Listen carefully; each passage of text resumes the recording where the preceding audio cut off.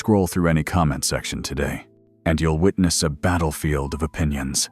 Argument isn't search, it's theater. Identity isn't explored, it's performed. Where being right is a badge of honor, and humiliation is sport. We've created a culture where winning a debate feels like the highest form of intelligence. But Nietzsche asks a question that cuts deeper. Is this really strength, or is it a fragile ego disguised in clever words? In his view, true strength is rarely loud. It doesn't need to convince, to shout, or to conquer. Instead, it embodies conviction quietly, without the desperate need to be validated by others. This is where he introduces the figure of the Overman, a being who transcends social performance and lives with inner authority. The Overman doesn't argue, he acts, he overcomes. To understand why Nietzsche saw argument as weakness, we must first explore what he believed real strength actually looked like. What really fuels most arguments? According to Nietzsche, it's not truth, logic, or even the pursuit of understanding. It's something far more fragile. Egos need to be affirmed. When we argue, we like to think we're defending an idea, but more often, we're defending our identity, or more precisely, the version of ourselves we want others to see. Nietzsche observed that behind the intensity of most disputes lies an inner uncertainty, a fear that we might be wrong, a fear that, without external agreement, our belief has no weight. And so, we argue not to learn, but to secure, not to explore, but to reinforce. It's not about engaging with truth, it's about protecting the idea that we are right. This, Nietzsche argued, is not strength, it's compensation. At the heart of this behavior, he placed a concept called resentment, a reactive, festering resentment that grows in individuals who feel disempowered. Instead of creating their own values, they live in constant reaction to others. Their sense of identity is defined not by the values they cultivate, but by the enemies they obsess over. People driven by resentment don't act from clarity. They don't act from purpose. They react from pain, trained to tear down what they secretly envy but never dared to build. And this is where herd morality begins to form. A collective mindset, where agreement becomes virtue and dissent is labeled as arrogance or danger. In such a culture, arguing becomes not just tolerated, it becomes expected. You're rewarded for how passionately you defend a viewpoint, not whether that viewpoint is grounded in anything real. But Nietzsche challenges this. He proposes a very different image of power. Not the loud, performative kind that seeks control over others, but the silent, internal kind that requires no audience. This is the essence of the Overman, a person who has transcended reactive living, who no longer lives to be accepted or applauded, who doesn't argue to be right, because they no longer need others to agree in order to know who they are. The Overman doesn't find strength in contradiction. They find strength in direction. They are self-authored, and that self-authorship frees them from the compulsion to debate. Because when you are clear within, you don't panic when others challenge your position. You don't flinch at opposition. You study it, calmly, like a storm you've already outgrown. You may engage, but only when the engagement leads somewhere meaningful. This is why Nietzsche saw the constant debater, not as a thinker, but as a captive. A person still imprisoned by the need for external permission to exist as they are. In that sense, arguing isn't a show of strength. It's a signal of insecurity. So, if arguing is a symptom, what is it a symptom of? Nietzsche believed the root cause was a lack of inner clarity and the inability to live without constant validation. What does true strength look like? Nietzsche's answer is deceptively simple. It's not found in the one who speaks the most, but in the one who no longer needs to. The strongest individuals, in his eyes, are not those who dominate debate platforms or win arguments through rhetorical brilliance. They are the ones who have transcended the urge to prove anything. Why? Because when you live in full alignment with your values, you don't need external confirmation. You don't chase agreement, because your integrity is self-reinforcing. This is the essence of the Overman, a person who no longer derives identity from opposition. They are not against anything. They are for themselves. They don't argue, because their life itself is an argument. Their presence communicates more than words ever could. They don't talk about strength. They embody it. In contrast, those who are constantly debating, who feel compelled to respond to every challenge, are often acting out of insecurity. We see this dynamic clearly in the digital age. Social media rewards engagement, not insight. It rewards reaction, not reflection. And so, many spend hours in online skirmishes, defending their image, performing outrage, fighting to be right. But Nietzsche would ask, if you were truly rooted in your own values, if your life spoke for itself, why would you need to convince strangers who don't know you? The need to win arguments, especially in public, often reveals a hidden dependence, a need for validation, visibility, and reassurance that your view still matters. And here lies Nietzsche's core point. True strength does not seek applause.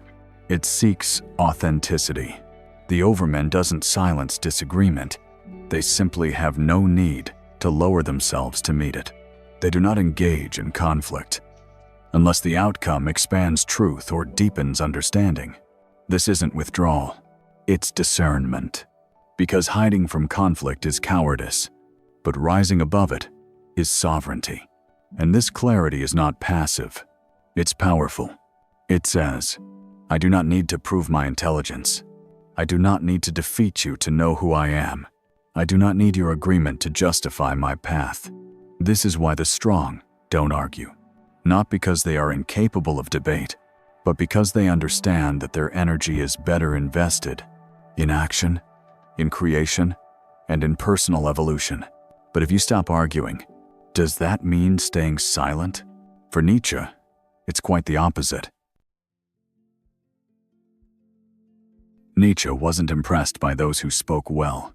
He reserved his admiration for those who lived well, not in comfort or in public approval, but in conviction, in discipline, and in authenticity.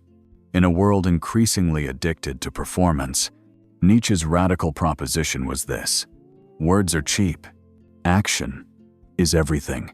Anyone can argue.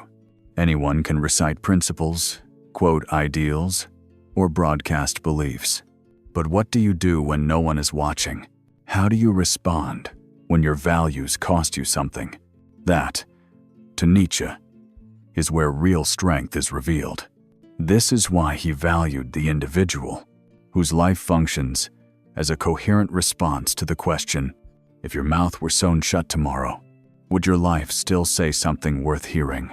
Because argument is, by nature, a request for validation.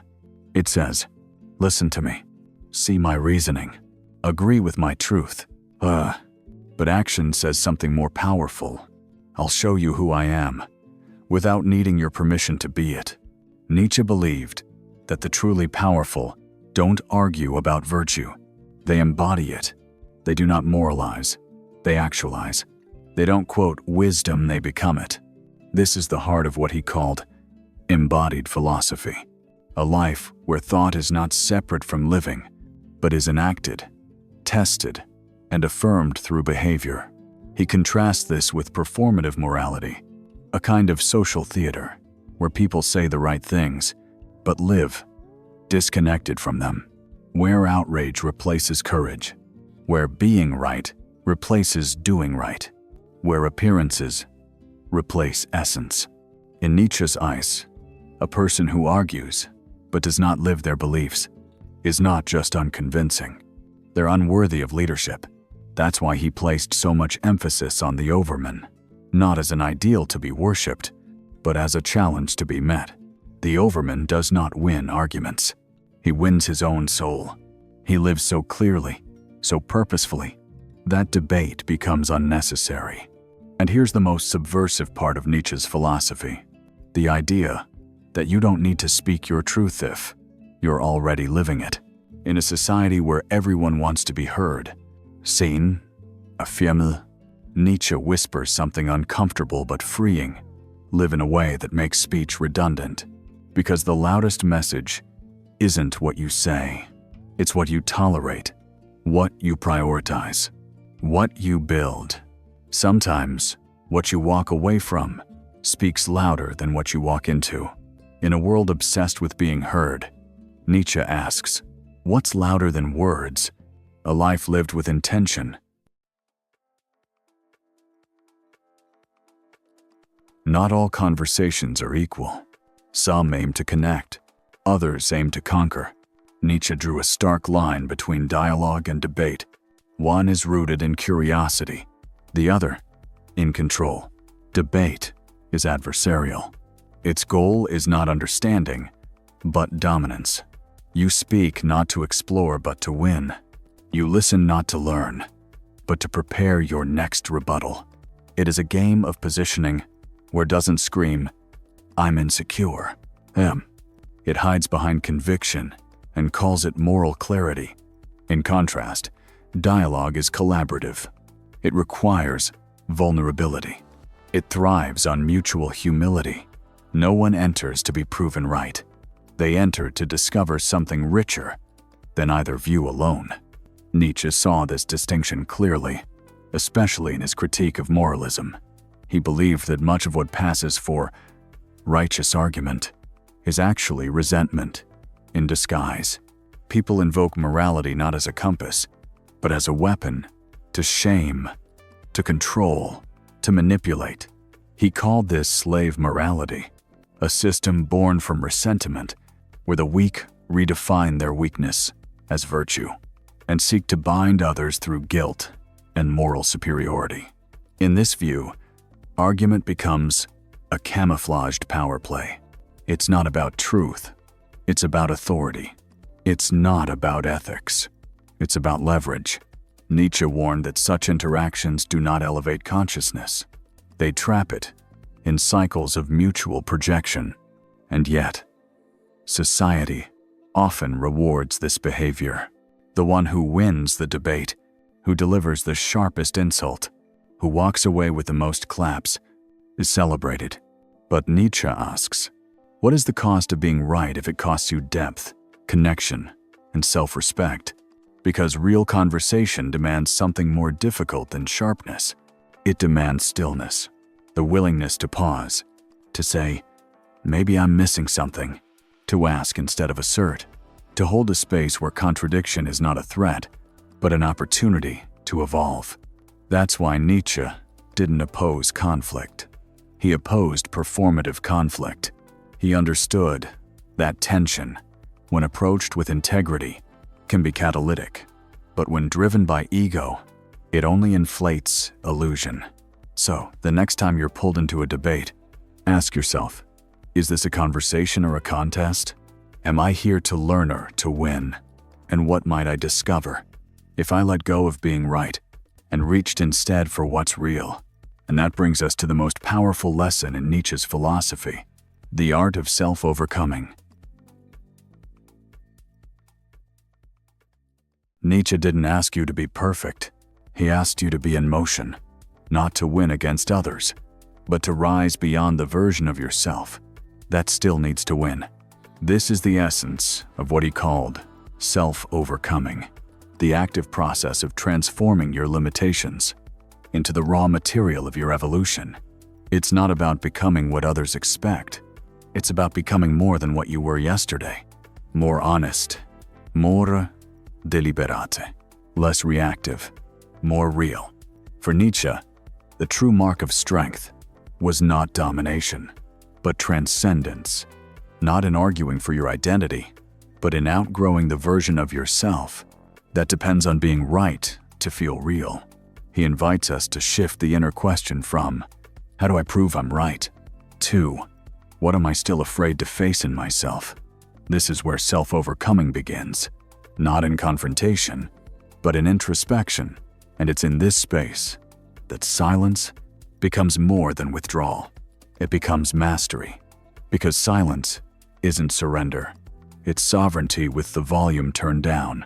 It's a conscious refusal to let others dictate your emotional temperature. It says, I don't need to react because I know who I am beyond your words. This level of clarity doesn't emerge overnight. It's cultivated in the fire of discomfort, in moments of challenge, confusion, and contradiction. And that's where another core Nietzschean idea comes in. Amor fati, the love of one's fate. It's the radical acceptance of life as it is, not as something to fix or escape, but as something to embrace and integrate. Even the conflict, even the failures, even the pain. Because for Nietzsche, everything can be fuel, if you have the courage to metabolize it. Self-overcoming is not about erasing weakness. It's about owning it, studying it, and letting it shape the next iteration of who you are. It's the recognition that your most powerful transformation will never come from arguing better, but from outgrowing the need to argue at all. So what does this look like in real life? It looks like walking away from a fight, not out of fear, but because you no longer need it to feel worthy.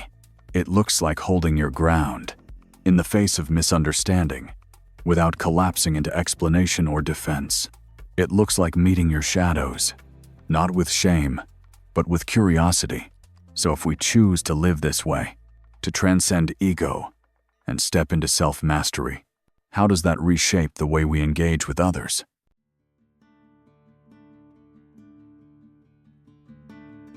In the end, what does constant arguing really achieve? Nietzsche believed that many of our fiercest debates are not signs of intellectual engagement, but symptoms of personal avoidance. We argue when we don't want to reflect. We argue when growth feels harder than resistance. We argue to distract ourselves from the discomfort of asking a much scarier question. Who am I when I stop performing? Because that's what endless argument becomes. A kind of performance, a script we repeat not to evolve, but to reinforce our current identity. Nietzsche was relentless in exposing this pattern. He saw that when a person is deeply unsure of who they are, they cling to belief, like a shield, and that shield becomes a weapon, not to protect truth, but to avoid transformation.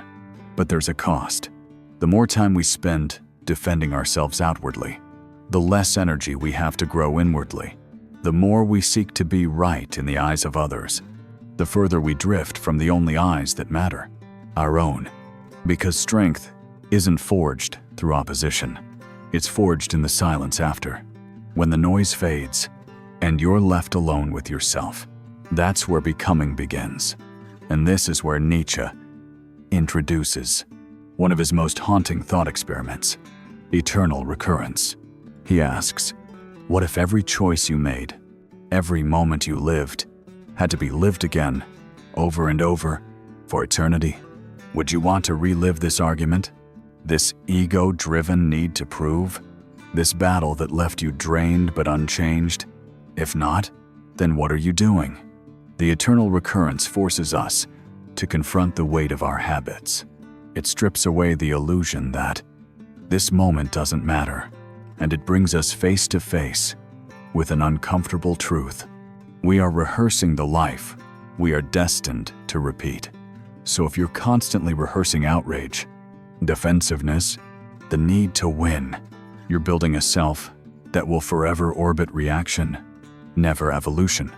But Nietzsche offers a way out, not by avoiding conflict, but by transforming it from a battlefield into a mirror, from performance into presence, from ego defense into soul expansion. This is not about avoiding conflict, but transforming it. So what does real transformation look like?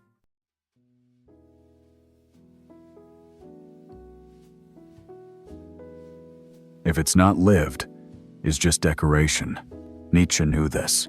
He didn't write to impress, wrote to disrupt. Not just your worldview, but your behavior. So what does it actually look like to transcend argument in daily life? How do we turn all of this reflection into a way of being? Let's ground Nietzsche's vision into 3 practical principles. Not rules, but postures. Not tactics, but shifts in how we move through conflict. Jeden. Don't react. Inquire. Most arguments begin with reactivity. A comment triggers your ego. A disagreement activates your defense system. But strength doesn't erupt, it pauses. When you feel the urge to argue, try this instead. Ask yourself, what exactly in me feels threatened right now? Is there something here I haven't faced? That one breath, that moment of inquiry, is the start of power, because you're no longer just reacting to the world. You're reflecting on your place in it. Doi. Don't dominate. Dialogue. We often confuse disagreement with a battle to win. But what if it was a bridge to build? True dialogue is not about dissolving difference. It's about sitting with it. It's choosing to engage, not to convert, but to understand. You can say, I see we disagree, but I'm curious, did you come to that view? This isn't weakness. It's what Nietzsche would call philosophical courage. The strength to risk being changed by conversation. Tre. Don't debata. Embody. You don't need to convince when you embody. Let your life speak louder than your words. Let your discipline, your clarity, your restraint be your loudest argument. When people sense consistency between your values and your actions, you gain a kind of influence that debate can never match. Because in a noisy world, what's rare isn't volume, it's alignment. Here's the deeper shift Nietzsche invites. What if conflict isn't your enemy, but your reflection? Misunderstood. What if every disagreement wasn't a threat, but a signal? A chance to ask, what does this situation reveal about me? Where am I still looking for validation instead of truth? When you take this posture, you no longer fear disagreement. You welcome it because it becomes part of your self-overcoming. Fuel for refinement, not fire for destruction. And once you shift your focus from proving your point to embodying your truth, you become something else entirely.